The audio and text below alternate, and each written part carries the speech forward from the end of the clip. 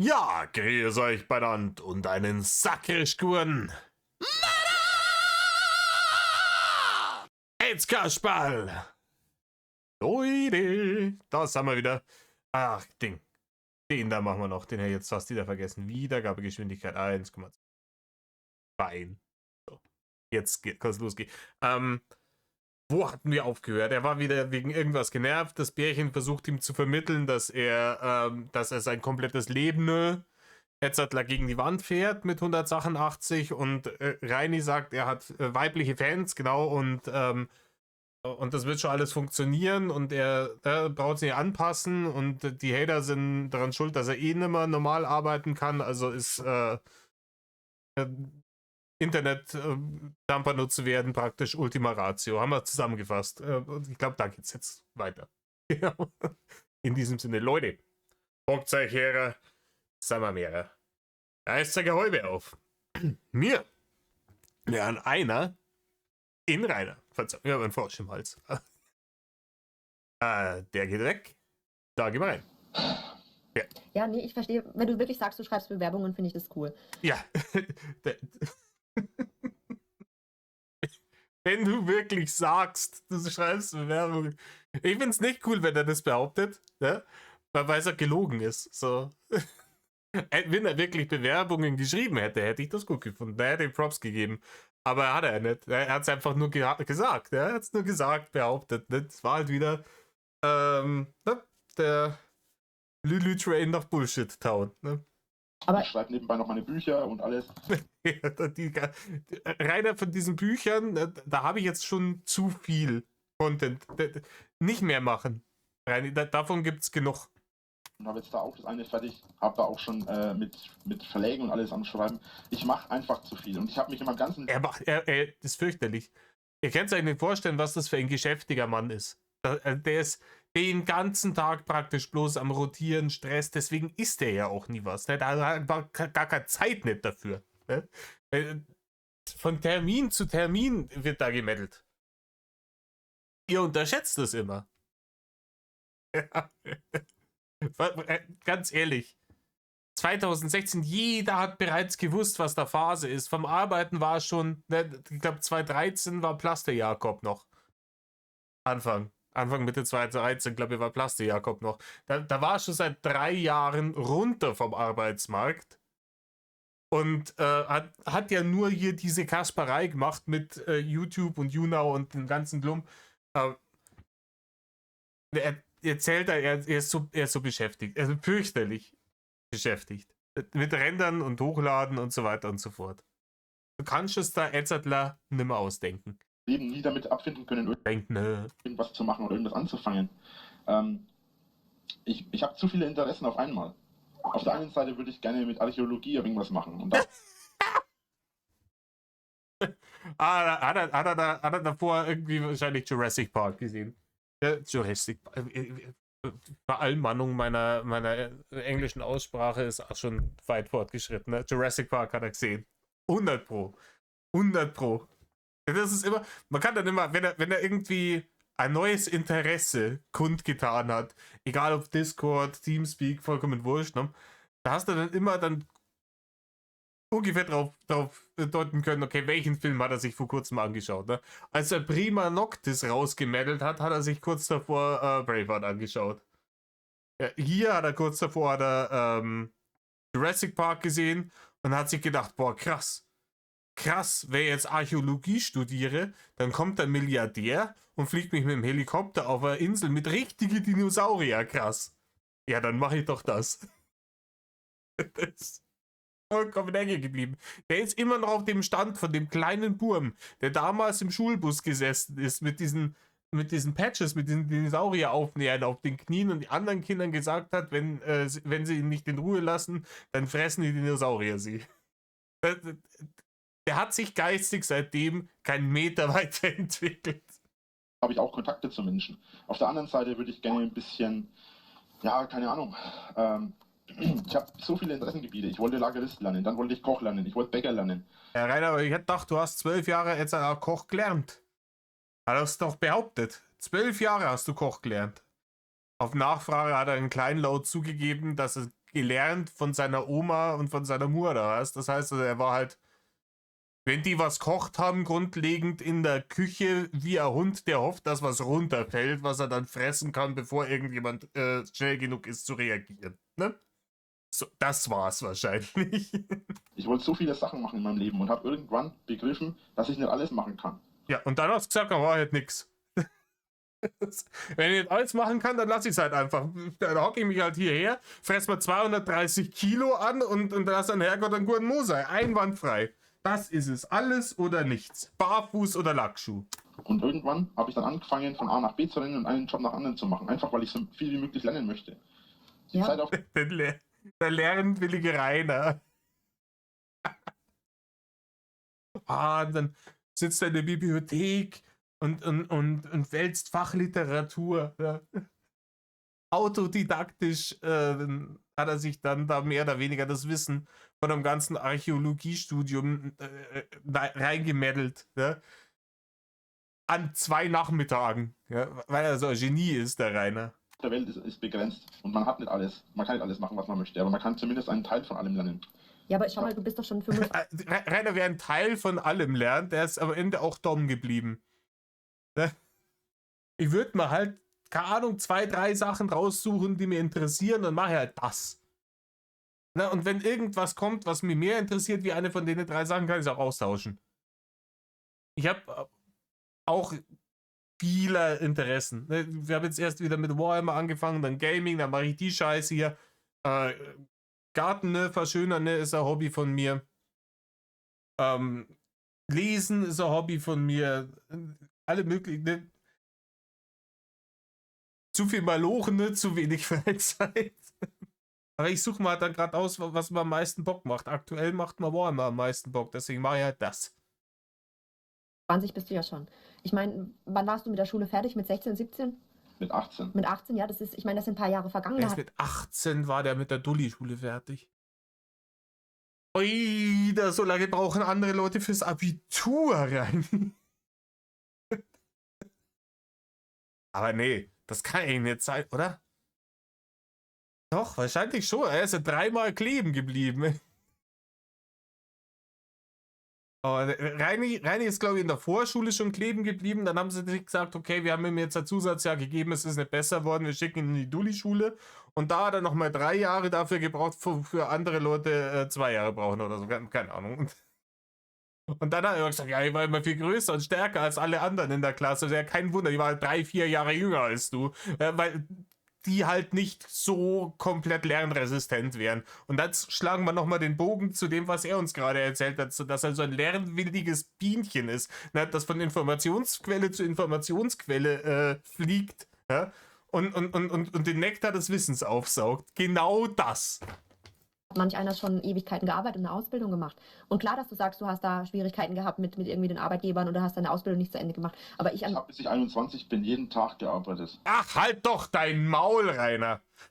Ganz ehrlich, er hat bis er 21 war jeden Tag gearbeitet. Es ist so dreist gelogen. Es ist so dreist gelogen. Reini, wir haben deinen scheiß Lebenslauf in der Hand gehabt. Du hast in deinem ganzen Leben nicht 3 Jahre, wenn man es alles zusammenrechnet, nicht 3 Jahre Lohnarbeit auf dem Zettel stehen. Reini, solltest du irgendwann mal ins Rentenalter kommen, dann ist Grundsicherung angesagt bei dir. Du hast nie irgendetwas eingezahlt. Ja, gut, aber ich. Danach immer wieder. Schau mal, ich gehe jetzt von mir aus, ich kann ja sagen, war mit 19 mit der Schule fertig, habe Abitur gemacht, habe danach noch fast 7 Jahre studiert. Ich hatte auch dann wenig Geld und wenig Zeit, weil ich eben studiert habe, weil ich für meine Zukunft irgendwie vorgesorgt hätte. An deiner Stelle hätte ich es gar nicht aufgegeben, da einen Job zu suchen oder irgendwie. Ja, du brauchst nicht lachen. Doch. Das ist die Arroganz, wo ich meine. Ich bin in der Sonderschule gewesen. Weißt du, was die Leute zu mir sagen, wenn ich eine Ausbildung machen will? Herr Winkler, ich habe das Gefühl, dass Sie vielleicht ein wenig dumm sind. Bitte gehen Sie wieder. Ja, das musst du denen halt beweisen, dass du eben kein Spastiker bist dann. Ja, das wird dann schon wieder schwierig. Aber ja, Reini, wer ist denn daran schuld, dass du keinen Schulabschluss hast? Wer? Ist jetzt da wieder das Universum dran schuld oder waren es die Hater? Ich weiß es nicht, Rainer. Oder kann es vielleicht einfach daran gelegen haben, dass unter den Tausenden und Abertausenden Interessen, die du so energisch verfolgst, um deinen Wissensschatz aufzustocken in deinem Leben, dass halt einfach eine Schule nicht dabei war. Irgend mal was lernen. Dass vielleicht in die Dulli-Schule gehen und so viel da lernen, wie es irgendwie möglich ist mit deinen beschränkten Möglichkeiten. Und da vielleicht Hilfe in Anspruch nehmen und mit einem kleinen Schubs und einem kleinen Arschtritt danach vielleicht ein Quali gemacht. Vielleicht nicht den besten Notenschnitt, aber den Quali in der Hand. Und dann gehst halt irgendwo hin, was dich interessiert. Und dann bewirbst dich halt auf eine Lehrstelle. Und dann musst du halt ein bisschen den Arsch zusammenzwicken. Und dann wäre das schon gegangen. Ne? Im Sinne. Du kannst ja, ich meine, du musst ja nicht nur Bewerbungen schreiben, du kannst ja auch mal zu den Firmen hingehen, dich persönlich vorstellen. Putzt du dich halt ein bisschen raus. Also es gibt immer Wege. So spricht jemand, der das nicht mitgekriegt hat oder das selber nicht so was erlebt hat. Dass ich nicht Ich davon. habe, Ja. ich weiß gar nicht, wie viele Bewerbungsgespräche ich schon gemacht habe. Ich war schon in über 60 Firmen mittlerweile, verschiedene Firmen. Ich war schon in 5 bis 10 Firmen immer wieder mal. Ich habe schon etwa 6000 Bewerbungsgespräche gemacht. Reini, er wird danach jetzt gleich sicher wieder behaupten, ja, das war ne, Sarkasmus oder was weiß ich. Vielleicht hat er es mit Hiroshima verwechselt, aber 6000. Er will gerade ernsthaft verkaufen, 6000 Bewerbungsgespräche und wird jetzt gleich darüber stolpern, dass das vollkommener Humbug ist. Also ein Bewerbungsgespräch kann ja mal eine Stunde dauern. Jetzt rechnest du mal 6000 Stunden und rechnest das geteilt durch 24, wie viele Tage das sind. Ja, und dann rechnest du das nochmal durch 365 und dann weißt du, wie viele Jahre deines Lebens du dann am Stück hättest in Bewerbungsgesprächen sitzen müssen, Rainer. Ich rechne das jetzt schnell aus, eine Sekunde. Ich habe es nachgerechnet, ich hätte ein bisschen übers Ziel hinausgeschossen, 250 Tage. Hätte jetzt 3 seines Lebens nur in Bewerbungsgesprächen verbracht. Ne? Das rechnen wir jetzt nochmal drauf, auf die unzähligen Jahre an Arbeitserfahrung, die er ja mitbringt und so weiter. Ne? Dann kommen wir ganz schnell drauf, dass der Reini 2016 halt, keine Ahnung, 56 war. Ich weiß nicht, was ich da noch machen soll. Überall sagen es dir, ja, sie brauchen einen Hauptschulabschluss. Ja, mach halt einen Hauptschulabschluss, du Depp. Das ist das Minimum, was verlangt wird. Ja. Ja, Reini, 2016. Ja, 2016, da hast du das dann schon wie lange gehört, wenn du mal, er war 18, als er von der Dulli-Schule runter ist, hat er gesagt, ne? Wie alt war er 2016 dann? 26, 27, sowas, ne? Das heißt, er hat schon 8 oder 9 Jahre lang haben ihm die Leute immer gesagt, du Reini, mit einem Hauptschulabschluss hättest du deutlich bessere Chancen gehabt bei uns, ne? Mach doch einen Hauptschulabschluss. Und anstatt dass auf die Idee gekommen wäre, in diesen 8 oder 9 Jahren irgendwann mal zu sagen, komisch, überall wo ich mich bewirb, verlangen die einen Hauptschulabschluss, damit sie mich nehmen. Vielleicht sollt ihr mal einen Hauptschulabschluss machen. Na, stattdessen heißt es hier YouTube-Kanal aufmachen, Drachenlord, traut euch kommt zu mir, let's go. Hast du mal dran gedacht, wenn du doch zu viel Zeit hast, sag ich mal, hast du mal dran gedacht, den Hauptschulabschluss nachzumachen? Ja, habe ich. Und? Und da hat sie gedacht, na, da muss ich lernen. Da muss ich ja hingehen. In der Früh aufstehen auch noch. Oh, na, das ist eine Zumutung. Das kann man jetzt von mir wirklich nicht mehr erwarten. Ich habe schon so viele Jahre gearbeitet. Ja, das Arbeitsamt sagt, ich muss höher qualifiziert sein für einen Hauptschulabschluss. Das kann doch nicht sein, du kommst ja direkt von der Grund. Das ist deutsche Politik, das ist das, was Deutschland die Scheiße. Das ist gelogen, Rainer. Irgendwas werden sie ihm gesagt haben, aber das entweder stellt das jetzt falsch dar, damit er Ausrede hat, warum er seinen Hauptschulabschluss nicht nachmachen kann, oder die haben ihm irgendwas gesagt und er hat es falsch verstanden und denkt, er kann den Hauptschulabschluss nicht nachmachen. Das Ende vom Lied ist immer das gleiche. Ne? Egal, auch wenn man das klarstellen würde, so, na Reini, du kannst da hingehen, ne? Und da gibt es Stellen, die dir dabei helfen, Vorbereitungskurse etc. Und das hätte ihm das Amt sicher auch bezahlt, ne? Am 20-Jährigen, easy. Und Dann gehst du dahin und dann lernst du, bereitest dich vor und dann kannst du dich anmelden für eine Prüfung, setzt dich da rein, machst die, kriegst deinen scheiß Quali, bewirbst dich, kriegst dann Ausbildungsstelle, hast dann einen Job und fertig ist der Cars. Ja? Das war aber, ne, das hat er sich dann vorgestellt, wie das so abläuft und das ist sehr, sehr, sehr viel, ich muss mir Dinge von anderen Leuten sagen lassen, ich muss in der Früh aufstehen, ich muss zuverlässig und pünktlich sein, ich muss dahin wongeln, ich muss wieder zurückwongeln. Ich kann einfach nicht den ganzen Tag machen, was ich will. Und dann war der Plan auch schon verworfen. Da war schon null und nichtig. Was die Scheiße in Deutschland ausmacht. Genauso wie das Rechtssystem in Deutschland. Ich hätte Lachschon und Crouchon schon längst in einem anderen Land, hätte ich die schon lange fertig machen können, dass die nicht mehr so Videos machen können oder posten können. Nee, das, Rein in einem anderen Land, in was für Traumwelt lebst denn du?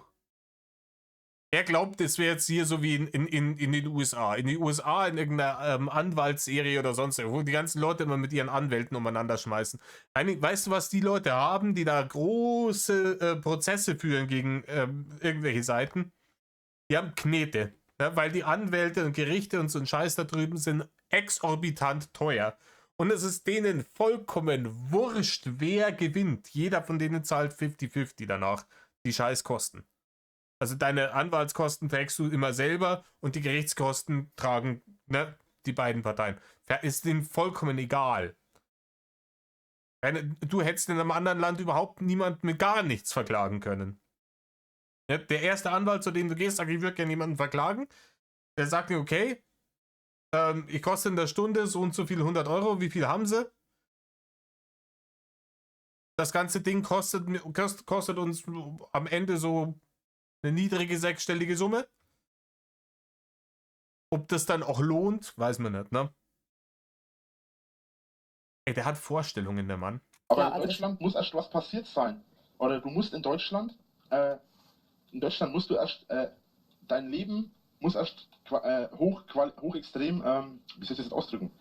Gefährdet, Rainer, gefährdet. Ich weiß nicht, ey, ich würde es mit Deutsch probieren. Im Zweifel ist in Deutschland mit der anderen Person, die ebenfalls deutsche Staatsbürgerin ist, im Zweifelsfall Deutsch immer die beste Option. Das ist jetzt nicht so ein komplizierter Ausdruck, ne? Dein Leben muss erst davon beeinflusst sein, dass du. Warte, wie wird das ausgedrückt? Dein Leben muss schon im Arsch sein, bevor du jemanden anzeigen kannst, weil sie dich haten oder fertig machen oder trollen. Achso, deswegen hat er sein Leben die ganze Zeit vor die Wand gefahren. So, ist das Leben jetzt, Herr Müller, ist das Leben jetzt kaputt genug, dass ihr mir helfen könnt? Na, muss ich jetzt ein bisschen mehr machen. Okay. Klack, aufgelegt. Meltdown. Pfefferspray, Bogen. Wieder irgendwie Anzeigen kassiert. Ist das Leben jetzt kaputt genug? Nein. ja, aber du sagst doch selber, dass dir das egal ist, dass die Hater Es machen. ist mir egal, aber irgendwo hört es ja wohl auf, wenn die meine Familie. Mir geht's nicht um mich, mir ging's nie um mich, mir ging's Ist gelogen. immer um andere. Meine Mutter. Ja, nee, das wissen wir immer. Rainer ist schon immer irgendwie der Ritter in der schwabbeligen Rüstung gewesen für alle anderen Leute. Er hat in seinem ganzen Leben noch nie einen Gedanken an sich selber verloren. Das ist der selbstloseste Mensch, den ich jemals gesehen habe. Meine Schwester, meine Verwandten, meine Freunde, meine Nachbarn. Die hassen dich alle, Rainer, weil du ein egomanisches Stück Dreck bist. Die Lachschon und die Hater und die Crouchon-Typen, die machen ja von nichts halt. Ja, das ist ja das, was ich meine. Warum, wenn du merkst, du kannst dagegen nicht vorgehen, warum sagst du dann für dich nicht selbst? Weil ich die nicht gewinnen lasse. Die gewinnen doch nicht. Doch, natürlich gewinnen sie, wenn ich aufhöre, weil es genau das ist, was die machen wollen. Die Warum zerstörst du dir deine komplette irdische Existenz? Weil ich die nicht gewinnen lassen will. Okay. Ja, wenn es dir das wert ist, das eine Leben, das du hast, den Gully runterzuschicken, damit irgendwelche Kasperle im Internet nicht gewinnen. Gut, ist dein Leben. Ich würde abraten davon. Aber ne, ich bin ja auch bloß so ein dummer Hater. wollen mich verarschen, die wollen mich fertig machen, die wollen meinen Willen brechen und das werden sie nicht schaffen. Und auch auf die Gefahr hin, dass ich deiner Meinung nach arrogant bin, weil ich bin, wie ich bin. Dann ist es eben dein Problem. Ich habe damit kein Problem, dass ich mein Leben so lebe. Ich bin nicht arrogant. Und wenn du glaubst, dass ich arrogant bin, das ist dein Problem. Ich lebe dein Leben, wie ich will. Du hast mir überhaupt nichts zu sagen. Nee, überhaupt nicht arrogant, Rainer. Nein, ich sehe irgendwie nicht, warum du das nicht verstehst. Ich meine, du kannst doch auch. Weißt du, was meine Nachbarn gesagt haben? Weil er haargelddumm ist. Deine Nachbarn haben gesagt, Rainer, gib mir Ruhe. Das haben deine Nachbarn gesagt. Nachdem bei meinen Nachbarn ständig angerufen wurde. Nee. Mach weiter, lass dich von deiner Arschloch.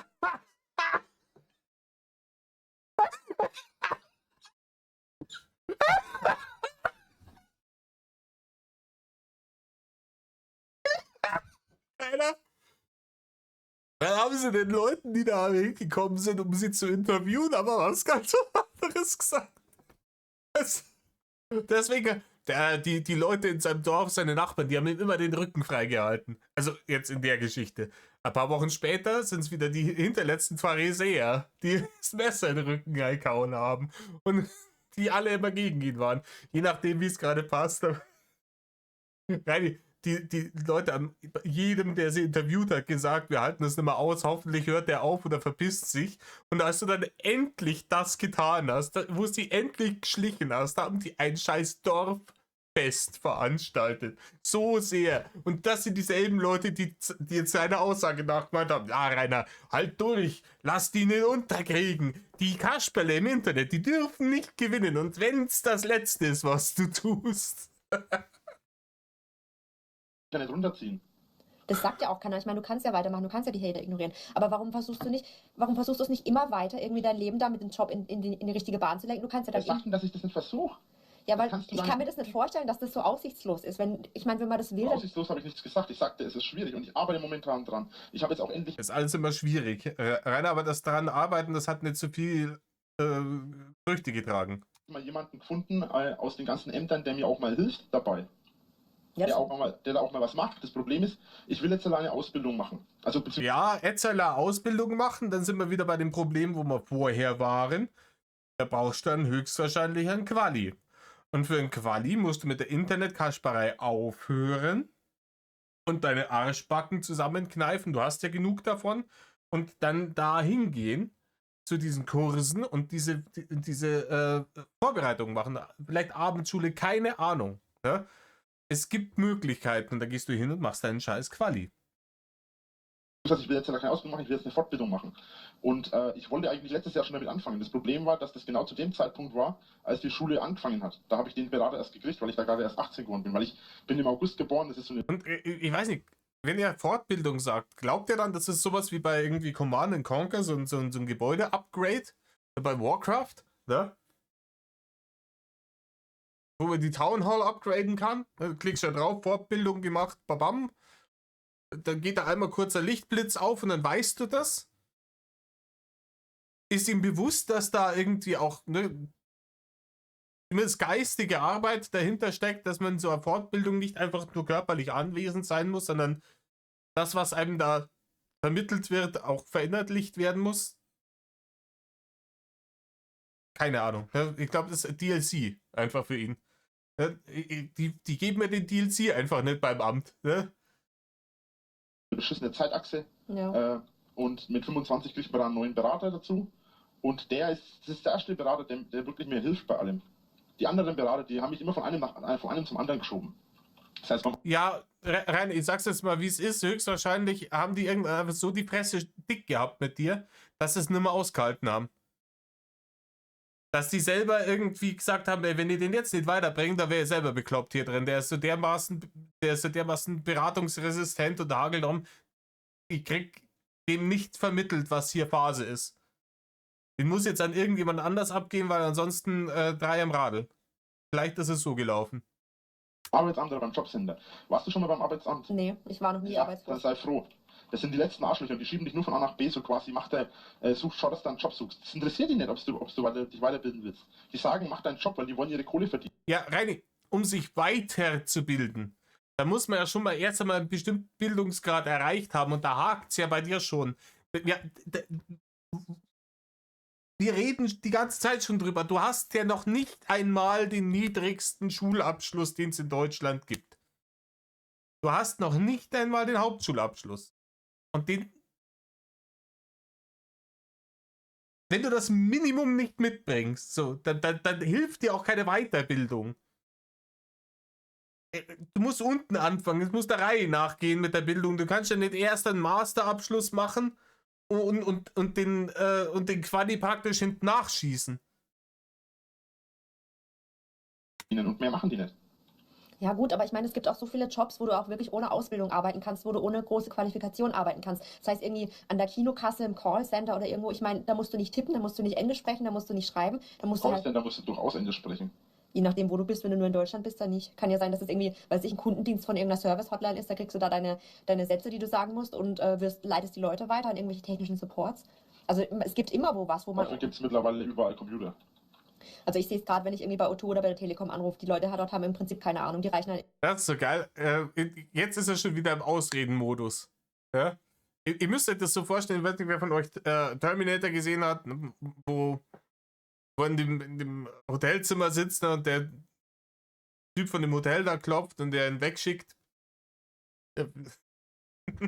Mit einer Profanität, die er kurz davor gelernt hat, aber das jetzt hier gerade bei Rainer läuft gerade der vom inneren Auge die möglichen Ausreden laufen da durch. Ne? Für alles, was sie als anbringt als Argumente, kommt sofort eine Ausrede. So, ja, du könntest ja hier, das machen inzwischen alles Computer. Aber den und den Job zum Beispiel gibt's, das ist eine tote Branche. In 2 Jahren machen das auch alles Computer. Und es gibt für alles. Man könnte jetzt 3 Stunden hinstellen und ihm wirklich jede Dulli-Arbeit aufzählen, für die man keinen Schulabschluss braucht. Scheißegal, alles. Und der würde dir für jede davon, würde er dir eine Ausrede bringen, warum genau das jetzt gerade nicht möglich ist für ihn. Und wenn ihm keine Ausreden mehr einfallen, dann wird er aggressiv, die als Hater beschimpfen und dann verpisst er sich. Oder er bannert dich weg, je nachdem, welche Rechte er auf dem TS hat, weil im echten Leben unterhält er sich ja mit niemandem. Immer nur weiter. Und ich glaube, für so einen Job braucht man jetzt nicht die größte Ausbildung.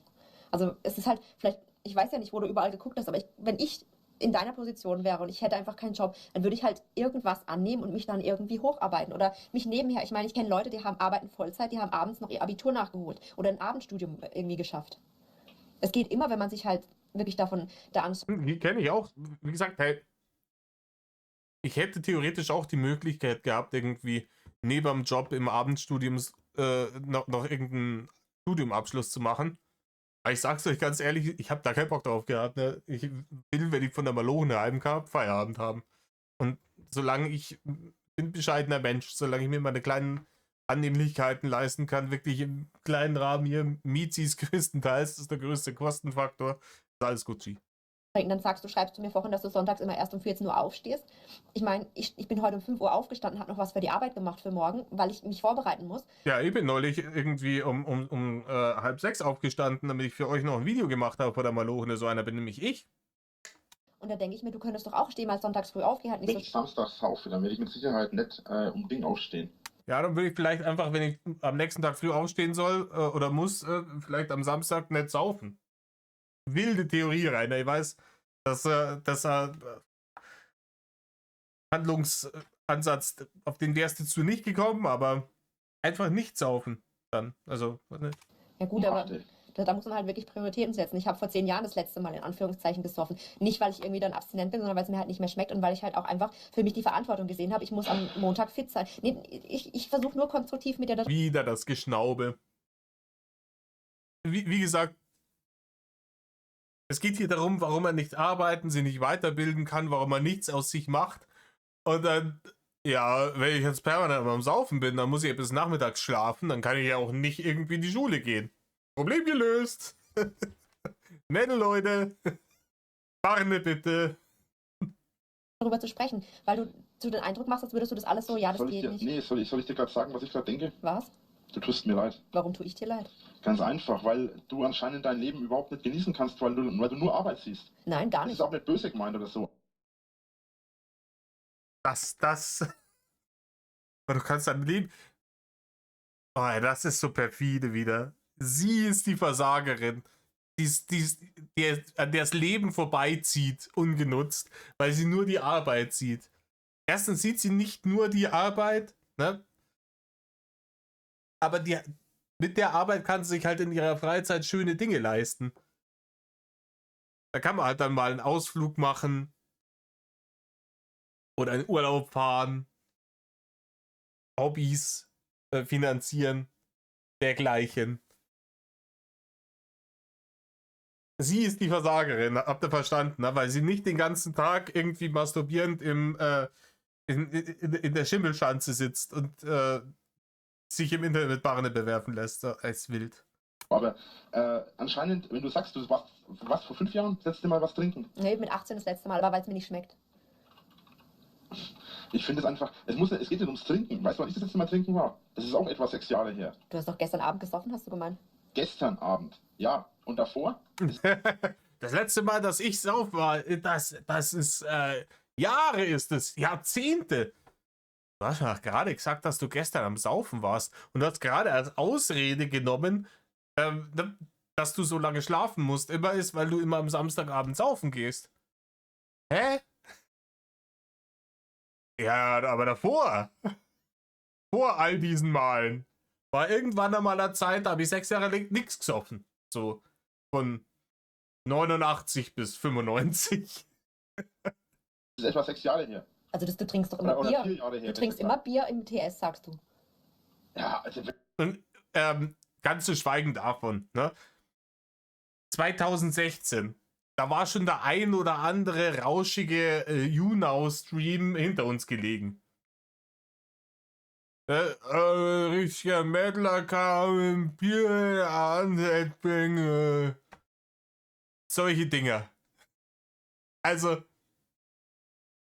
vielleicht die Kirche im Dorf lassen, Rainer. wenn ich einmal ein Bier trinke, Ja, aber das das ist... ist bei mir nicht Saufen. Saufen ist bei mir, wenn man wirklich mal feiern geht, mal so richtig sich betrinkt. Das ist Ja, ich such's euch jetzt aus. So Leute, ich hab's euch mal rausgesucht. Das ist ein kleines Video. Das schieben wir mal kurz zwischen ein. Ja?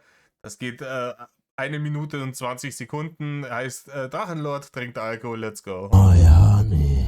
Oh ja, jetzt ist ja wieder viel zu laut. Diggi, was ist jetzt wieder los? My honey, du, ja. Ich bin so blau gerade, ohne Scheiß. Ich hab den 20-Ding fast auf fast auf X ausgesoffen. Hey, da ist ja noch was drinnen. Das ist der Mann, der gerade behauptet hat, das war ein paar Jahre vorher. Ich habe jetzt hier keine genaue Quelle, hier steht nichts, wann das genau war. Aber das ist der Mann, der gerade gesagt hat, er hat 6 Jahre lang praktisch gar nichts getrunken, gell? Ein Maler Bier. Ich habe gar nicht gemacht, habe eine Bier getrunken.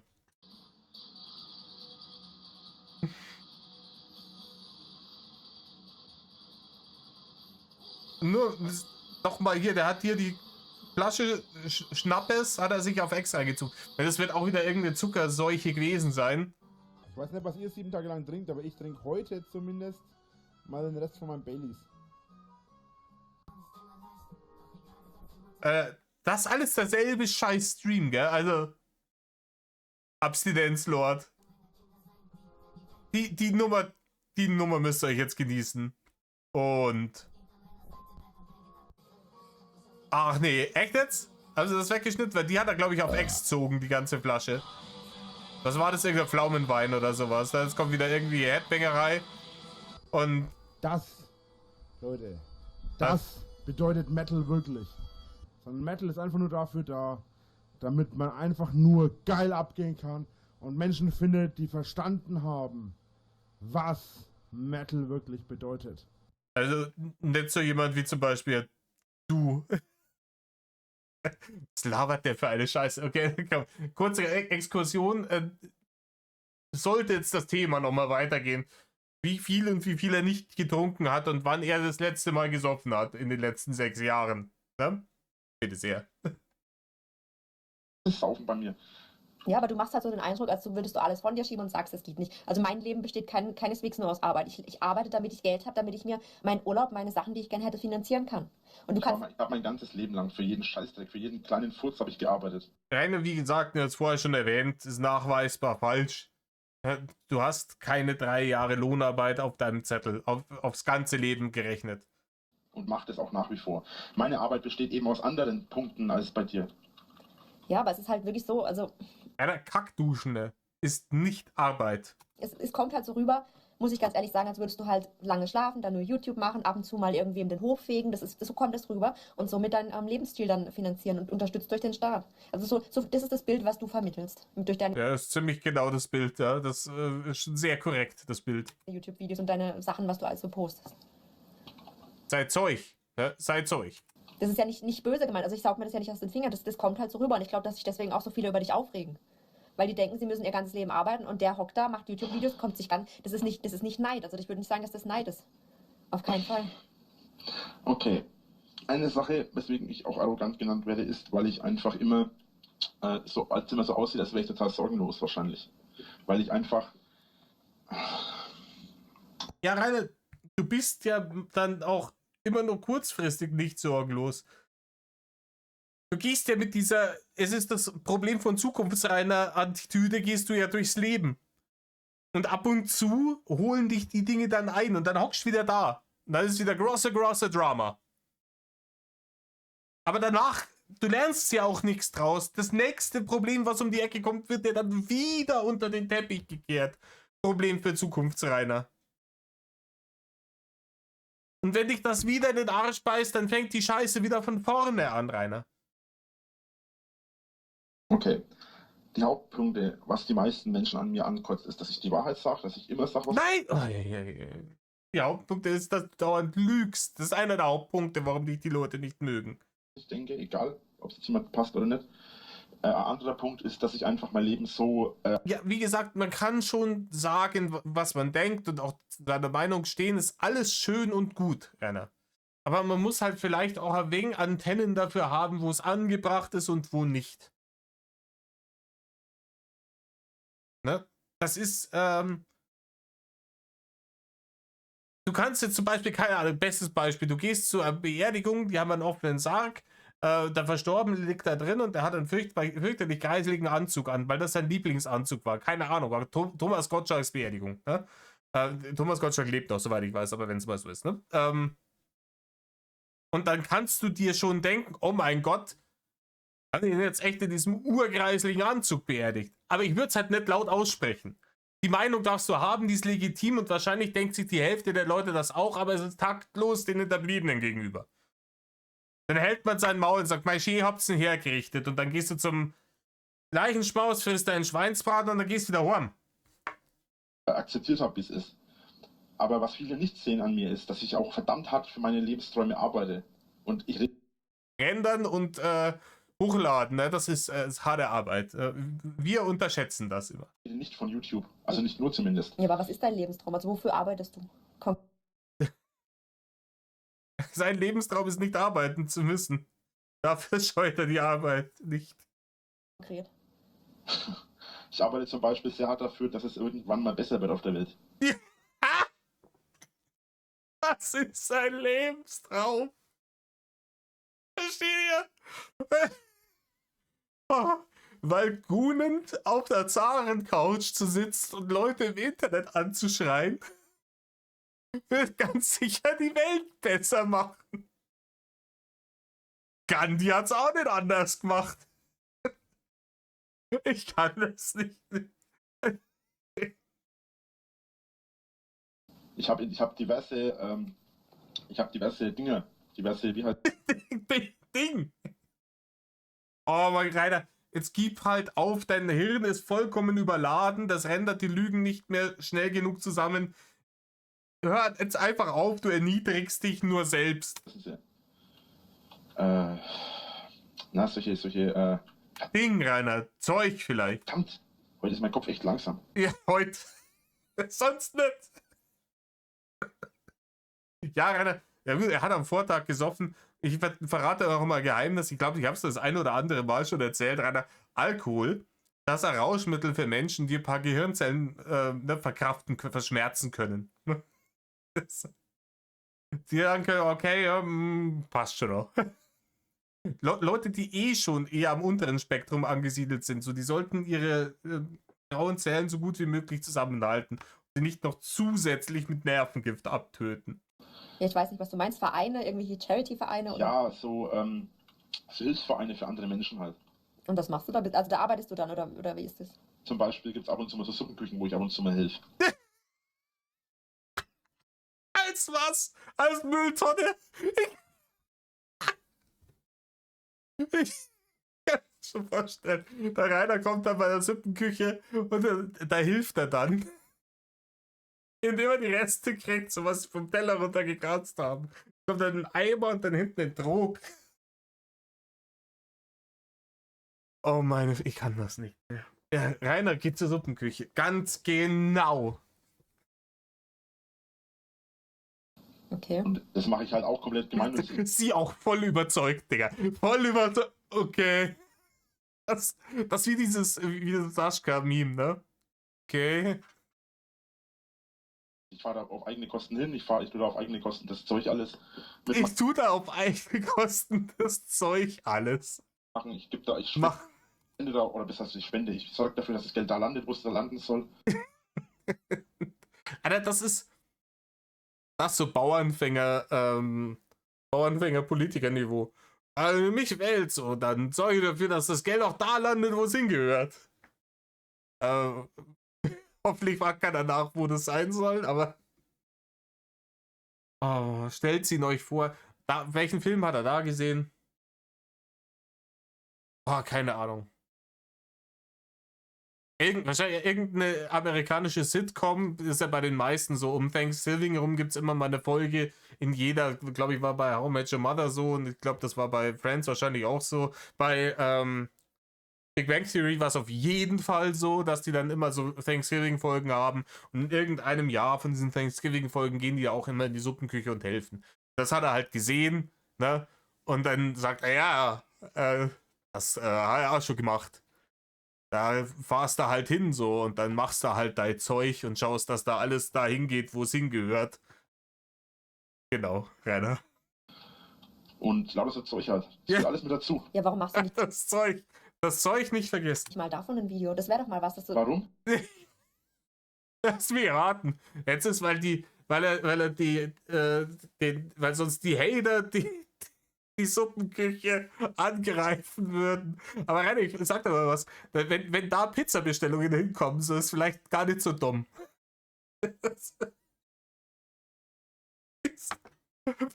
Keine Ahnung. Die werden ja dann auf deine Kreditkarte bezahlt. Da ist tatsächlich was Gutes getan, ohne da gewesen zu sein. Oh. Weil ich garantiert nicht das Leid von anderen Menschen in meinen Videos mit hineinziehen werde. Unfassbar. Rainer, du hast versucht. Das war zwar ein paar Jahre später, aber du hast hier mit der Ahrtal-Flut versucht, einen auf Samariter zu machen. Dein Einsatz fürs Ahrtal war, ja Leute, spendet da mal Geld hin. Ich natürlich nicht, ne? Ich hau mein Geld weiter für unnützen Bullshit raus, wie Pokémon Go oder was es damals war, aber ihr könnt da mal hinspenden. Und danach hat er sich auf die Schulter geklopft und gesagt, heute wieder gute Tat vollbracht. Ist ja nicht Leid von anderen Menschen, aber damit kannst du vielleicht andere motivieren, indem du sagst, schaut mal her, was ich mache. Wenn ich das kann, könnt ihr das auch. Das hat ja nichts mit Leid zu tun. Aber das wäre vielleicht mal ein Video, wo sich dann niemand drüber lustig machen würde, zum Beispiel. Nee, ganz ehrlich, wenn Reini tatsächlich ein Video gemacht hätte und sagt, hey, ich war jetzt hier ein paar Wochen, komme hier einmal die Woche her, irgendeine wohltätige, ehrenamtliche Nummer. Und denk mal, wenn ich eh schon jeder Tag Sonntag ist bei mir, dann kann ich ja auch irgendwem helfen mit meiner Zeit und ich bin jetzt hier ein paar Wochen, das läuft alles ganz gut und die haben sich bereit erklärt, dass ich hier mal die Kamera mitnehmen kann und ich zeige euch das jetzt mal, hier ist jetzt die Küche und da kommen wir dann in der Früh an, dann richten wir alles her, machen das Zeug, schauen, dass alles so hinkommt, wo es hingehört. Ey, keiner hätte sich beschwert, ja. Keiner hätte sich beschwert. Aber Problem, ne, diese Suppenküche liegt halt wieder im Denken und der Weg ist zu weit und so weiter und so fort. Ne? Also irgendwelche Ausreden wird es da schon geben. Und wie gesagt, ne, er kann ja gar nicht, weil wenn die Hater rausfinden, wo er da so wohltätig ist, dann gehen die ja hin und dann machen die alles kaputt. Das ist fürchterlich. Und dann lässt das lieber. Weißt du, wenn du mehr sowas bringen würdest, wenn du zeigst irgendwie, was du machst, dass du dein Haus renovierst, das hast du ja auch ewig gesagt, dass du das mal machst, dass man auch mal wirklich sieht. Klar, du redest immer davon, du willst in der Öffentlichkeit stehen, dann würde ich sowas auch machen. Das ist auch so ein Punkt. Jetzt kommt gleich, ich will gar nicht in der Öffentlichkeit stehen. Ja, dann löscht deinen Kanal. Fertig. Ich will nicht in der Öffentlichkeit stehen. Tada! Wollte ich nie. Aber Nein, natürlich nicht. Natürlich nicht, Rainer. das Das habe ich auch immer gesagt, dass ich das nicht will. ist die Konsequenz, wenn man YouTube-Videos von sich veröffentlicht. Also das, Schon. Vor allem, wenn man YouTube-Videos von sich veröffentlicht, bei den 99% des Edzardler Kondens Nahaufnahme vom eigenen kreisligen Gefriessern. Wenn du immer nur deine eigene Larve filmst, auch draußen immer, wenn er mal draußen war, ja, jetzt zeige ich mir wunderschöne fränkische Landschaft. Und währenddessen dann nur einen kurzen Schwenker für eine halbe Sekunde, schaut's mal, da hinten ist ein Berg. Hingeschwenkt, zurückgeschwenkt und wieder die Fresse in der Nahaufnahme, meistens von unten, schnaubend. Ja, da sind wir als Kinder schon immer gewesen, Edzardler. Und dann hat er wieder Geschichten erzählt. Er mit seinen Freunden und was sie nicht alles für Abenteuer erlebt haben. Da hat er am Tag davor wieder wilden Kerle gesehen oder so ein Scheiß. Ne? Und dann, so eine Nummer. So jemand, der permanent nur seine eigene Fresse filmt und das ins Internet stellt, der will natürlich nicht in der Öffentlichkeit stehen. Hammer gelacht, Rainer. damit musst du doch schon mit dem Gedanken gespielt haben, dass du dann eventuell vielleicht bekannter wirst. Ich habe ursprünglich mit meinen Videos nicht angefangen, weil ich bekannt werden wollte. Meine Videos haben ursprünglich so angefangen, dass ich einfach ein bisschen ja, über seine Arbeitskollegen damit erfreuen. Deine Arbeitskollegen hättest du am besten damit erfreuen können, dass entweder gekündigt oder vielleicht irgendwann einmal deine Arbeit anständig gemacht hättest. Das hätte dir am meisten erfreut, dass du die im Internet zum Obst machst. Ist denen relativ wurscht gewesen, glaube ich. Musik machen wollte. Meine ersten Videos waren Tanzvideos, Headbanger-Videos, einfach nur auf Scouty und Spaß an der Freude. Ich habe Die Headbanger-Videos zählen nicht als Tanzvideos. mit YouTube nie mit den Gedanken gespielt, irgendwie bekannt zu werden oder so.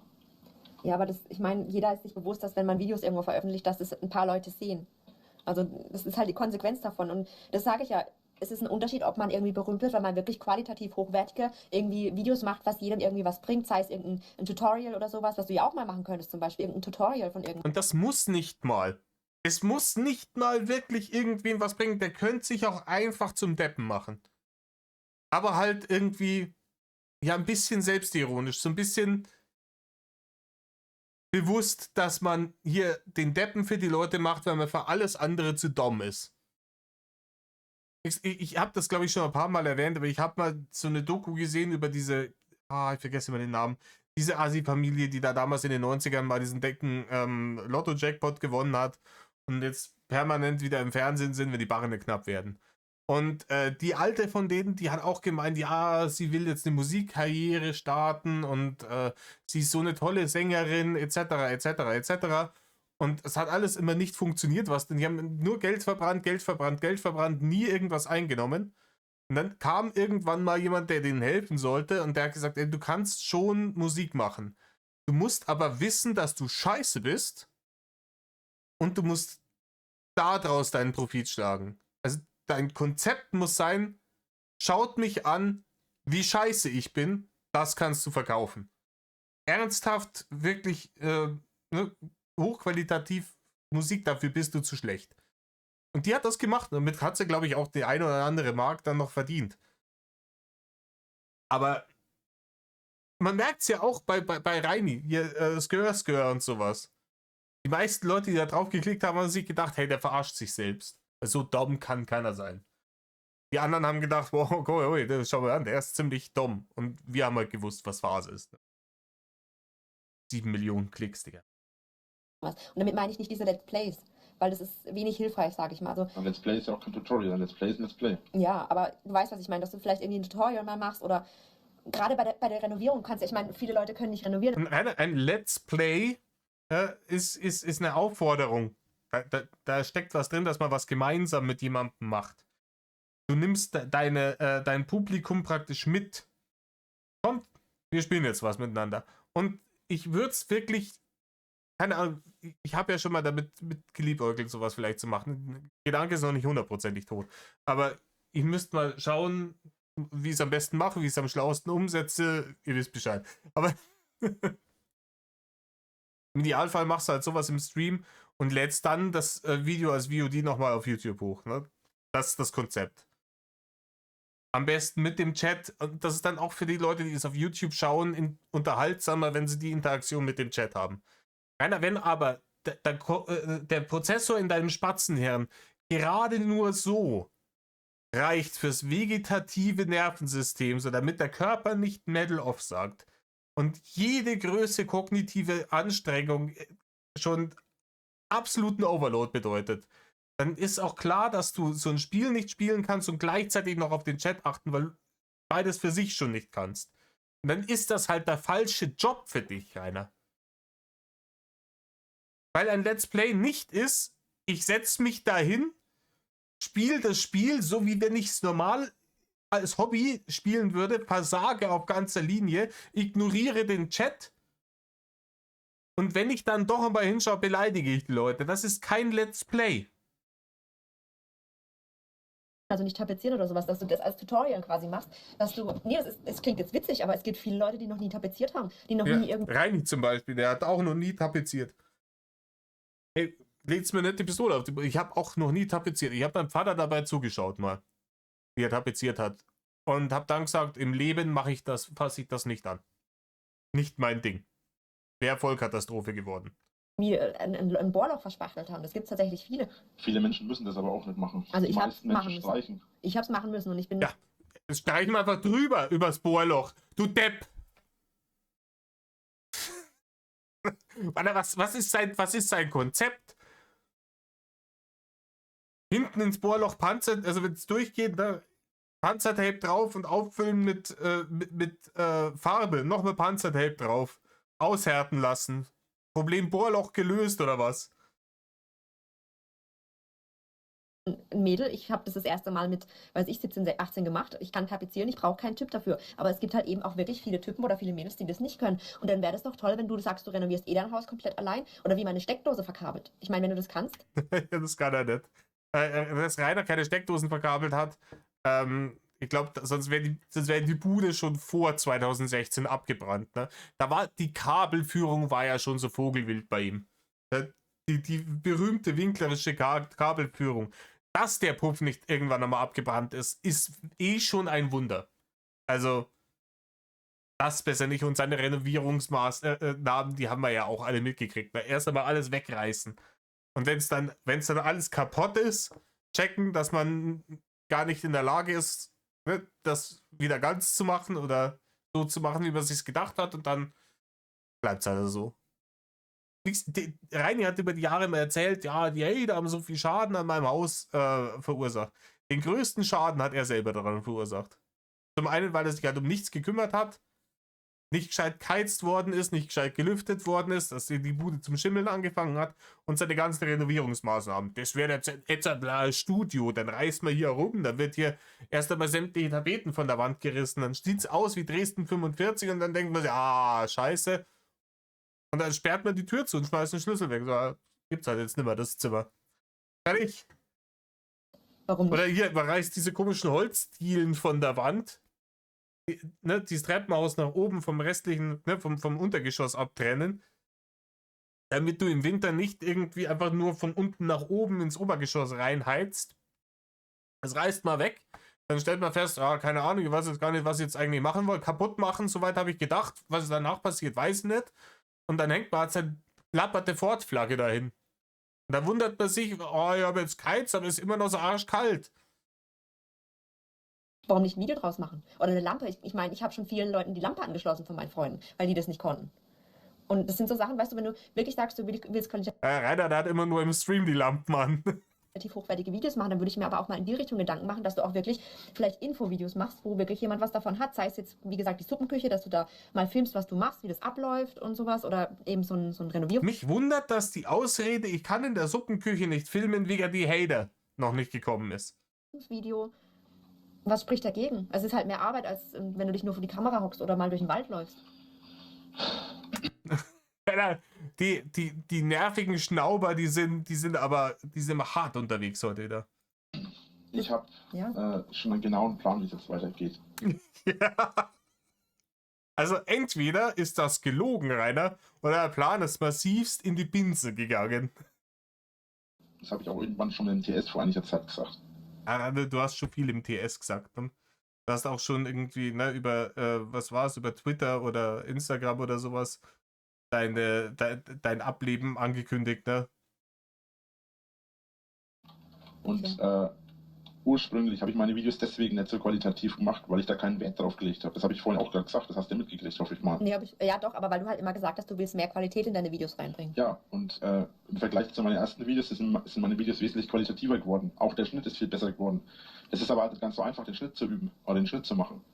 Und wie auch immer, jedenfalls habe ich mich jetzt da viel weiterentwickelt und ich habe auch jetzt angefangen, viel besser mit den Effekten zu arbeiten. Und Ja, das hat man gesehen. Also erst mal waren die Effekte komplett lächerlich.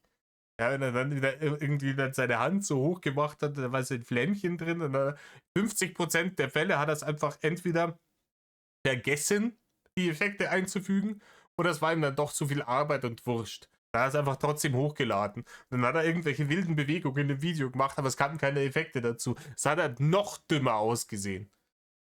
Zettler, du sagst, dass meine Videos qualitativ hochwertiger werden sollen, beziehungsweise dass ich das sage und dass ich halt hauptsächlich damit das Problem habe, dass dir... Ja, Rainer, du hast damals auch schon immer gesagt, ja, ich würde ja, weil dir die Leute gesagt haben, hier, deine Videos sollten qualitativ hochwertiger sein. Und dann hast du gesagt, ja, ich würde ja gerne, aber die Hater. Und jetzt geben dir Leute Tipps, wie du trotz die Hater deine Videos qualitativ hochwertiger machen kannst. Jetzt heißt du, ich will die ja gar nicht qualitativ hochwertig machen. Ne? Gott bewahre mir meine guten Ausreden. Dass ich mir jetzt leider die Softboxen gekauft habe. Ja, vom Edzardler Softboxen kaufen wird natürlich der Inhalt vom Video viel besser. Das wissen wir ja. Dass das in deinen Augen keinen Sinn ergibt, weil ich ja anscheinend nicht genug Geld hätte. Ja, und jeder, der irgendwie ein Lamborghini oder ein Ferrari fährt, ja, die werden dadurch auch alle bessere Autofahrer. Das ist halt einfach so. Der Witz daran ist der, dass ich die deswegen gekauft habe, damit die Qualität steigt. Weil ich dadurch den Greenscreen endlich richtig nutzen kann. Ja, aber das ist das, was ich meine. Was steigert ein Greenscreen an deiner Qualität? Nix. Das ist es ja. Also erstens war das nie gecheckt, wie man sich richtig auskeyt und ausleuchtet, dass halt nicht irgendwie immer so ein grüner Schatten um ihn rum war. Das war eine Punkt, dann hat er einfach 95% der Zeit einfach keinen Bock gehabt, den Greenscreen anzuwerfen. Da ist er einfach vor diesem grünen Lappen gesessen, der aus irgendeinem mir nicht erfindlichen Grund Flecken hatte. Der hing da die ganze Zeit hinter ihm an der Wand und irgendwie wenn du stehst, ungefähr auf Brusthöhe, Flecken. Ich will auch gar nicht wissen, wie die da hingekommen sind, aber Und das ist ja eben das Problem, ne? Nur weil du dann einen Greenscreen hast und Softboxen und Kamera und dann hat er sich dann damals das teure Mikro gekauft und dieses Mischpult, auch wieder einen Haufen Kohle beim Fenster rausgeschmissen. Ja, das nächste teure drum, wenn ich mir kaufe, dann wird sicher das Video besser.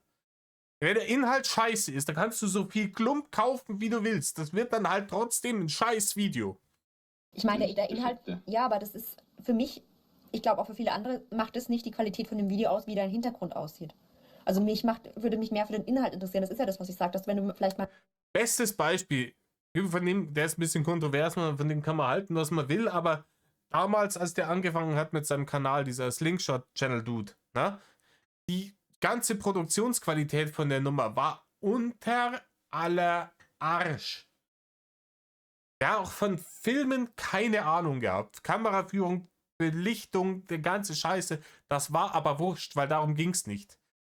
Er hat da seine komischen Schleudern gebastelt und sich da überlegt und ausgetestet, ob es dann funktioniert, und die Leute fanden das halt krass, wie einfallsreich der Typ war. Und wie er sich das überlegt hat und wie dann die Umsetzung war und Probleme, die aufgekommen sind, beheben konnte und so weiter und so fort. War vollkommen wurscht, dass die Videoqualität und die Tonqualität alles Grütze war. Der Inhalt war geil. Und deswegen hat er Millionen und Abermillionen von Abonnenten und Klicks und Klump gefarmt. Und Rainer kann ja immer so Softboxen und noch ein Greenscreen und noch dies und noch das und ein anderes Mikro und ein Mischpult und dann muss ein neuer Rechner her und anstatt erst einmal sich darauf zu konzentrieren, dass man vielleicht einfach mal ordentlichen Inhalt hat. Ein Tutorial machst, da brauchst du kein Greenscreen. Oder von mir aus machen ein Tutorial, wie man den Greenscreen benutzt oder sowas. Aber ja, das könnte er halt nicht machen, weil er selber nicht weiß, wie er ihn benutzt. Er hat einfach nur gekauft. Weil der Greenscreen ja auf magische Art und Weise alles besser macht. allein die Lichteffekte und dein Hintergrund machen nicht die Qualität von einem Video aus. Nein, natürlich nicht. Aber sie tragen dazu bei.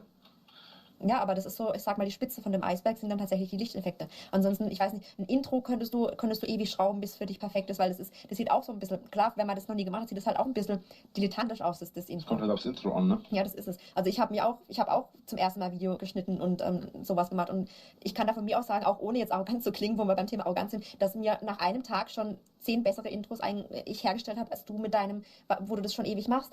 Klar, das ist auch eine Sache von wem gefällt's nicht. Aber das sind so Sachen, du könntest auch ein Tutorial machen, wie man eben Videos schneidet, wie man so ein Intro herstellt. Ja, aber er hat selber keine Ahnung davon.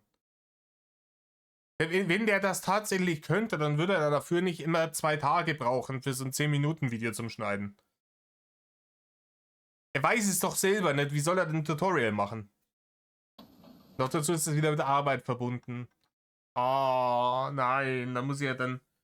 Oh, dann muss ich ein Video machen und dann muss ich während dem Video schneiden ein Video machen. Das ist dann Videoception. Das ist dann schon wieder Overload. Da ist der Prozessor im schwarzen Hirn schon wieder, da sagt der Metal auf. Raucht's ihm aus den Ohren, ist schon wieder viel zu viel harte Arbeit. Das sind doch mal, weißt du, da ist der Inhalt, da zählt dann wirklich der Inhalt von dem Video und nicht wie du ausgeleuchtet bist oder wie dein Greenscreen aussieht.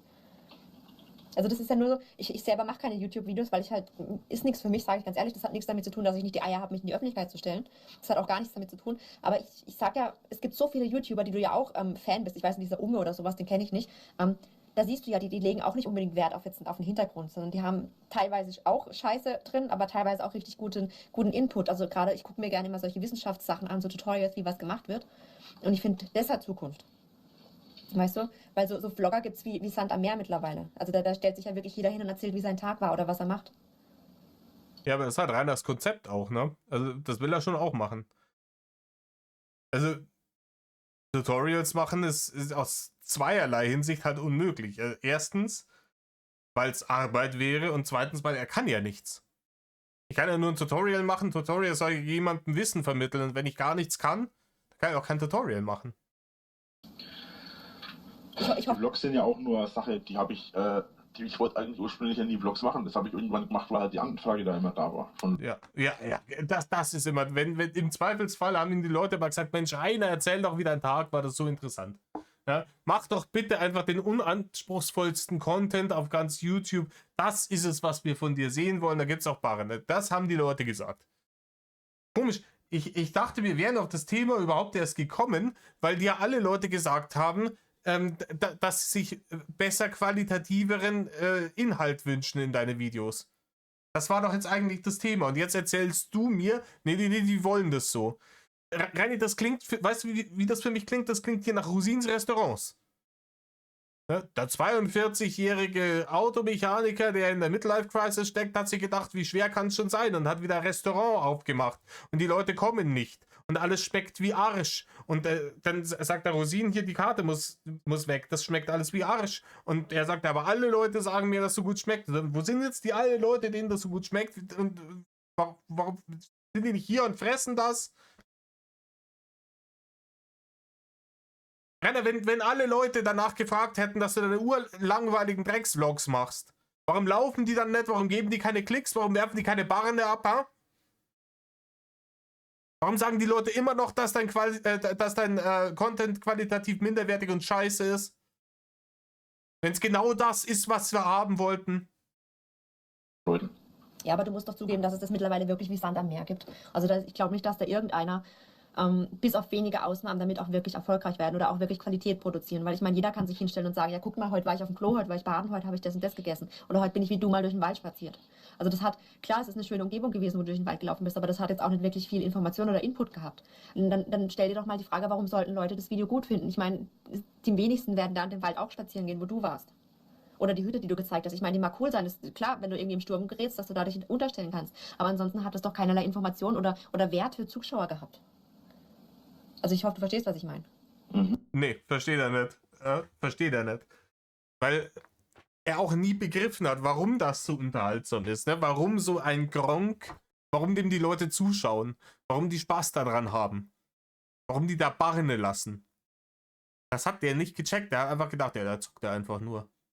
Das kann er auch. Das ist jetzt keine Beleidigung oder sowas. Ich weiß nicht, versuche Nee, das. ich habe bloß gerade was geschaut. Ja, ich habe verstanden, was du gesagt hast. Ja, aber nee. Jetzt wird wieder so getan, als wäre sie seiner ganzen Aufmerksamkeit überhaupt gar nicht würdig. Ne? Wenn man sonst nicht mehr abwerten kann, was der andere sagt, weil es offensichtlich und nachweisbar die Wahrheit ist, ne? Dann wertet man den anderen ab, indem man so tut, als wäre er einfach unter der eigenen Würde. Du bist unter meinem Niveau. Ich muss mich nebenher noch mit anderen Dingen beschäftigen. So, das ist alles, das ist mir eigentlich zuwider hier. Dann wird man respektlos, Rainer. Sehr, sehr gut. Ne? Das erwachsenes Verhalten. Ja, und deswegen, weißt du, ich glaube, deswegen hast du auch so viele Hater in Anführungszeichen, weil halt den meisten fehlt so ein bisschen der Inhalt aus deinen Videos, die verstehen nicht, warum du das machst.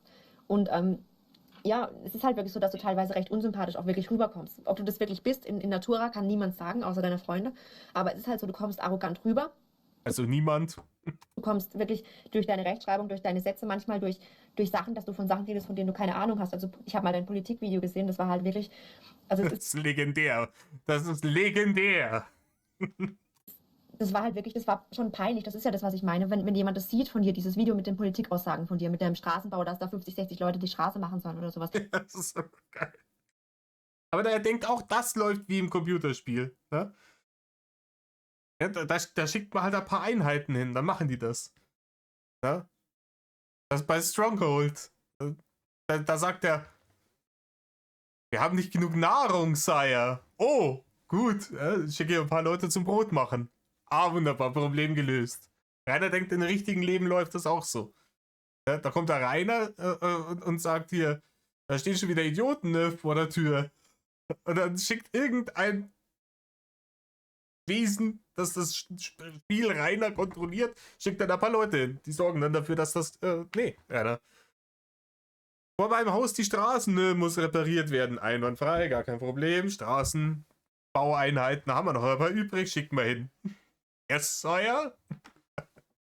Work. Das so ein Ding ist das. Das ist einfach, das ist Utopie, das ist Wunschvorstellung. Das, weißt du, und Leute, die sich halt ein bisschen damit auskennen, auch mal Nachrichten schauen oder auch, dass du gemeint hast, du kennst Pegida. Und das ist auch klassischer Narzissmus aus reiner Sicht. Die Typen, die irgendwo hingeschickt werden, um tatsächlich harte körperliche Arbeit zu verrichten, so, die schließen niemals ihn mit ein. Ne? Er ist immer der anschafft. Der klickt. Dahin bitte. Straßen reparieren. Das sind so Sachen, wo ich mir denke, du stellst dich in die Öffentlichkeit, ohne dich vorher auch mal nur, ich meine, das hätte 10 Sekunden gedauert, nach Pegida zu googeln, da findest du gleich Milliarden von Einträge. Dass du vielleicht auch mal über was redest, wo du dich wirklich vorher wirklich informiert hast, wo du Quellen hast. Ja, und nicht irgendwie einfach so, dass man sich nicht einmal die Mühe gibt, die englischen Worte auf irgendwelchen CD-Covers, die man nicht aussprechen kann, sich vorher mal irgendwie im Internet von Google vorlesen zu lassen, um zu wissen, wie man sie ausspricht, wenn sie Thema des eigenen großartigen Contents sein sollen. Ne? Wo du wirklich Input bringen kannst. Meinetwegen auch so ein Nachrichten-Special oder sowas, dass du Okay, eine Ja. Sache dazu. Der Mund wird klein, die Stimmung neutral. Ich wurde nach meiner Meinung gefragt und ich habe meine Meinung geäußert. Wo war jetzt da wieder das Problem? Das Problem ist, Rainer, dass dich nie irgendjemand nach deiner Meinung gefragt hat. Nie. Du hast sie trotzdem geäußert. Und da bist du mit dem Echo nicht klargekommen. Das ist das Problem.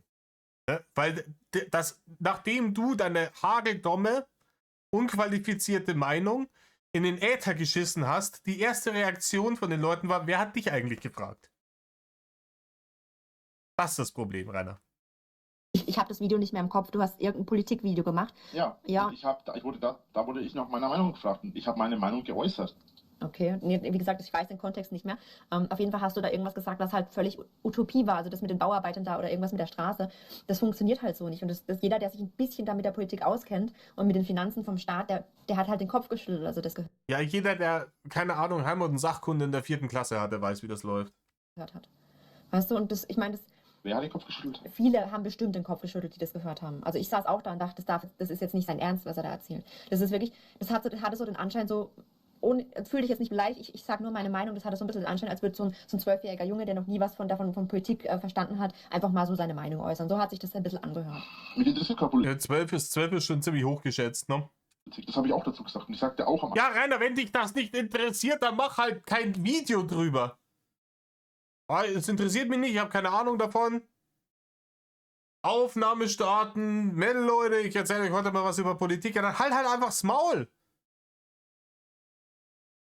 Anfang vom Video, dass ich mich mit Politik... Oder geht zum Öffentlich-Rechtlichen. Ne, die können das auch sehr, sehr, sehr gut. Hochtrabend über Dinge schwallen, von denen sie keine Ahnung haben.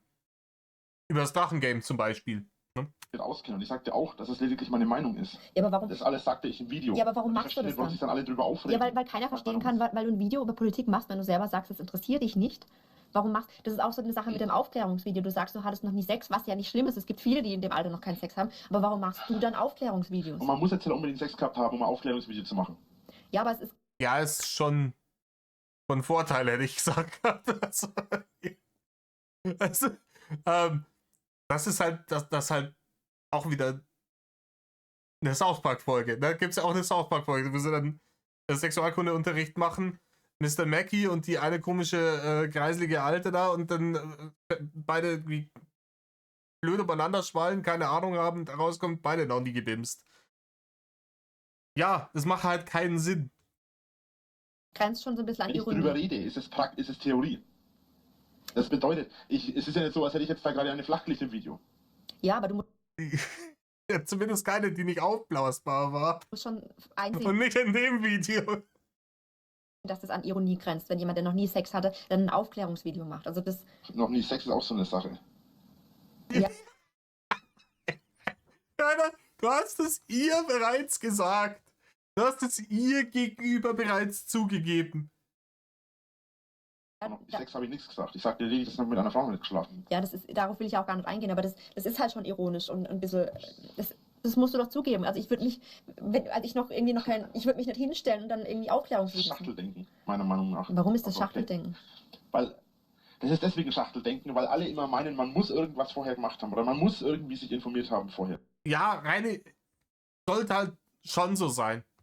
Ne? Ihr habt schon, wenn Leute eine Expertise für sich beanspruchen, so dann in irgendeinem Gebiet, dann erwarte ich, dass die das schon mal gemacht haben. Ja, schon. Halte ich für sinnvoll. Kann man sich rein hypothetisch alles relevante theoretische Wissen über Bücher aneignen zum Thema Aufklärung und das dann irgendjemand anderen vermitteln? Ja, wird schon gehen. Ist aber, glaube ich, pädagogisch eher nicht so wertvoll. Ne? Ich bin der Meinung, wenn jemand über irgendein Thema spricht, vor allem wenn er andere Leute darüber belehren will, sollte er schon mal Erfahrungen gemacht haben in die Richtung.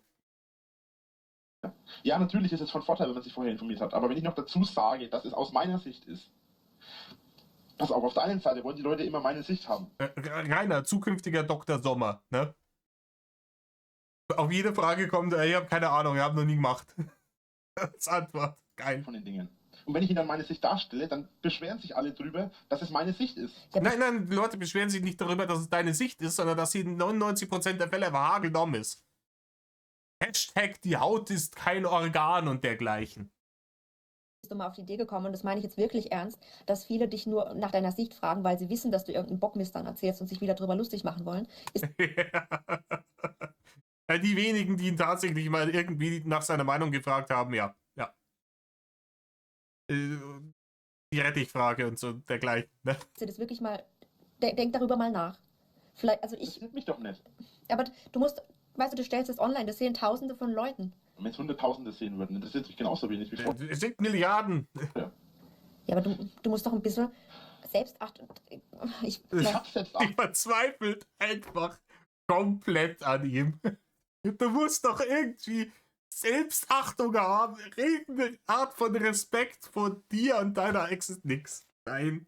Ja, aber das verstehe ich dann nicht, warum du so Videos, wenn du doch weißt, dass die dich... Weil doch andere Menschen denken können, was sie wollen. Ich bin doch nicht darauf angewiesen, was jetzt der Typ da neben mir denkt. Ja, aber dann gib mir mal eine konkrete Antwort. Was hast du davon, wenn du jetzt zum Beispiel so ein Video machst mit Politik, wo du keine Ahnung hast?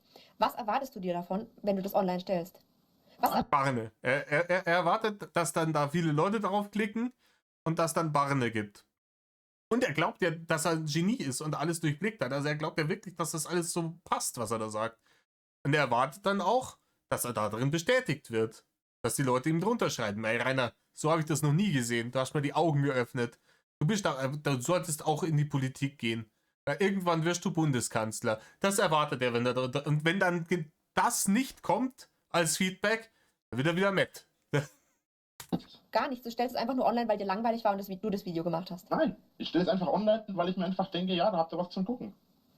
Ja, aber Wenn jemand drüber lachen will, soll er doch drüber lachen. Und wenn jemand drüber heulen will, dann soll er von mir aus drüber heulen. Ja, aber wenn du nur Videos machen willst, dass jemand was zu gucken hat, dann würde ich mir doch ein bisschen, wie gesagt, Gedanken machen und dann auch wirklich Input liefern.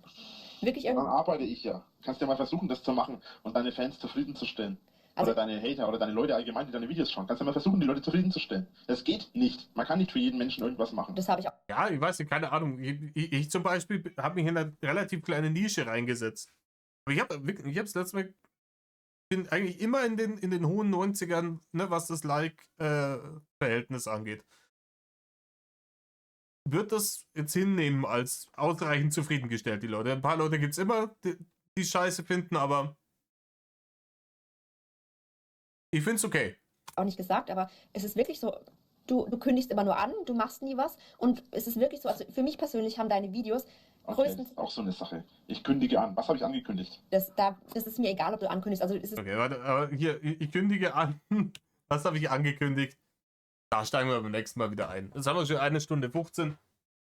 Ja, in diesem wunderschönen Ostersonntag. Rainer hat heute sicher auch schon seine Eier nicht gefunden. Aber wir sind bei 2 Stunden, 53 Minuten und 26 Sekunden. Und das ganze Ding dauert 3 Stunden, 16 Minuten, 31 Sekunden. Das heißt, mit dem nächsten Ding kommen wir auf jeden Fall durch. Ich verspreche es euch, das hier ist das vorletzte Video. Und beim nächsten Mal kommen wir durch. In diesem Sinne, Leute, tut nicht, was Rainer tut. Bad Love.